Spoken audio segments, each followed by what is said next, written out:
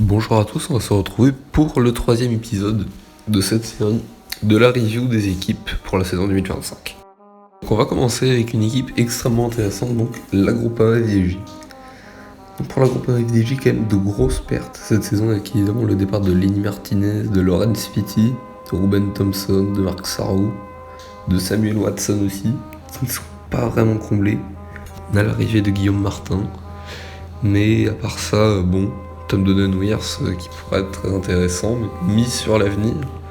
Et donc pour cette saison, on perd quand même beaucoup de cartes par rapport à la saison précédente. Ça risque d'être très compliqué pour aller chercher de gros résultats. Quand même, les motifs d'espoir pour la Groupama cette saison, ça peut être vraiment les jeunes qui pourraient confirmer avec Eddy Lehitouz, Tom Donnan-Weers, Paul Pénoët, qui n'ont pas encore vraiment montré leur plein potentiel au niveau professionnel. Et s'ils arrivent vraiment à concrétiser tous les espoirs qu'on a placés en eux et à porter l'équipe comme l'a fait Romain Grégoire la saison dernière, ça peut être peut-être une des très bonnes surprises de voir les espoirs de la Groupama briller cette saison. Mais c'est un peu leur seul espoir, donc ça va être compliqué quand même. Pour cette saison, on va quand même pouvoir compter sur David Gaudu, qu'on a vu quand même de retour en forme sur la Vuelta, sur Romain Grégoire qui va devoir confirmer, sur Paul Pénoët aussi pour le sprint.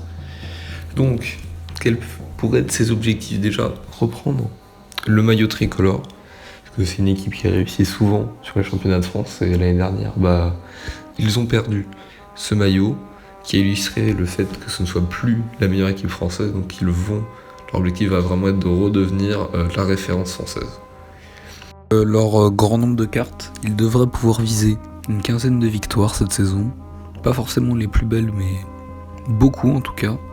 Et ils peuvent aussi viser un top 5 sur un grand tour avec David Gaudu, qui l'a annoncé lui-même, sûrement sur le Giro.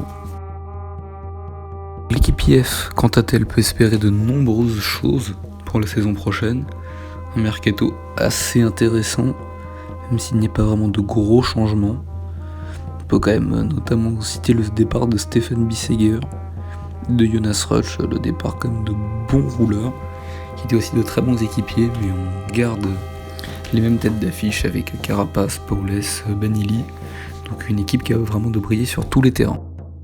Mais quand même à surveiller cette saison, ça va être l'arrivée d'Alex Baudin, qui a montré de très belles choses sur le Giro notamment, et qui a peut-être de quoi jouer des beaux résultats, des top 10 cette saison, sur des grands tours ou des courses par étapes, à voir comment il va confirmer.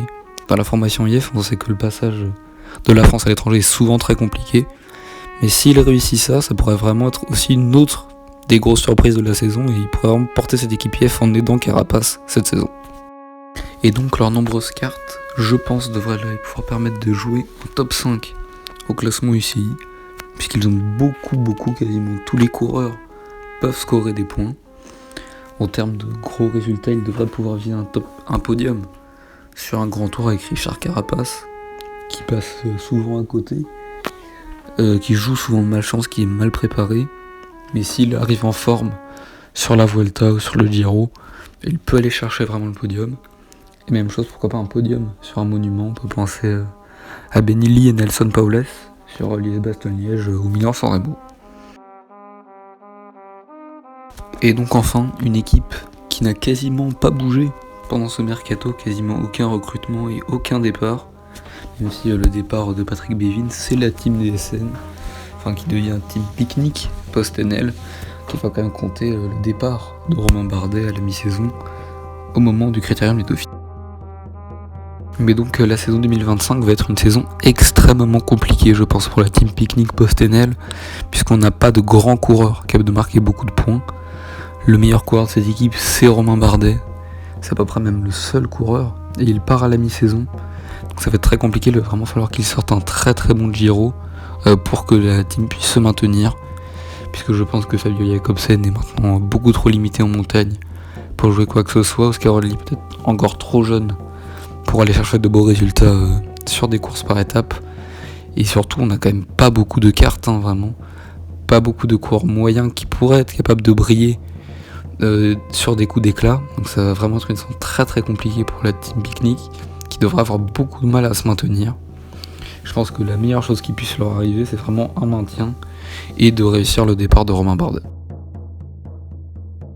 Donc la fin de ce 3e épisode de la review des équipes 2025, n'hésitez pas à aller voir mes 2 premières vidéos pour mieux suivre. Toujours si vous avez des conseils, n'hésitez pas à me les mettre dans mes commentaires. Merci d'être resté jusqu'à la fin.